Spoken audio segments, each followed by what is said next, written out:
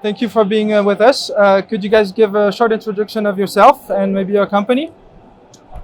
We are Have in Mind Earth Study, and we're a non-profit organization supporting the work of ultra high net worth individuals and high net worth individuals and family offices for strategic planning for STEM education, aerospace centers, and sustainable development.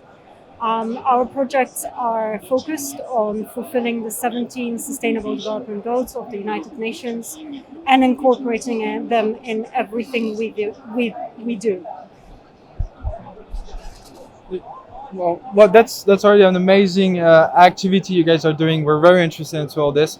So maybe I'll just ask a large question for you as an actor of sustainability in space. What does sustainability means? If one of you want to try to give it a go. Sustainability on the ground and in space is the same.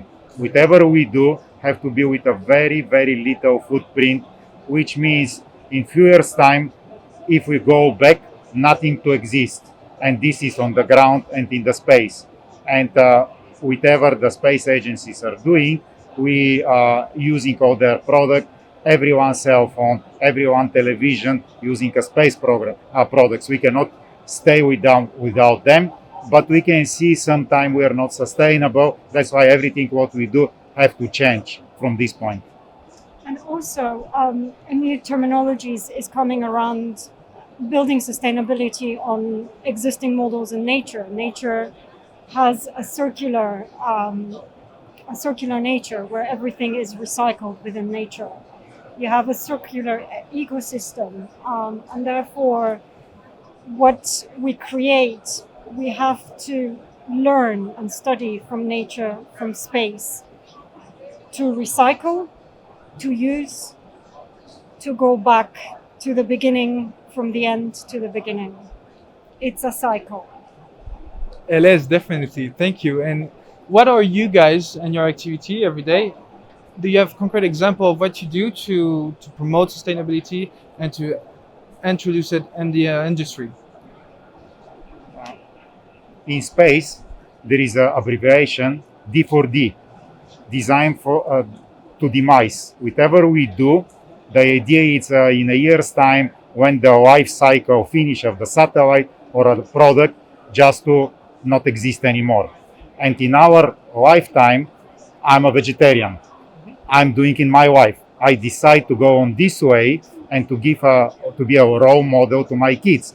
They also became vegetarians. It's a choice to everyone. But in my lifetime, I want everything what I do to be sustainable and to give a role model. And also, not in my lifetime, what I do, I'm architect. And as an architect, I'm looking not only my life to be sustainable, but all architecture around me to be sustainable. We are involved with this project, and as a new architecture, we want everything as architects do on this planet, when we're not around, not to stay and not to be used, but just to demise. And this is a new product. It's made from the rice husks, which is a product coming from the rice. Nobody used so far, was like rubbish, but we make a building material, and we use this material to use our sustainable buildings, which are ground stations, to prepare the next step, which will be in space. And also, when you go in space, we suggest everyone to start using these materials, which after the use, just to disappear. And this is the sustainable way of living on the ground and in space.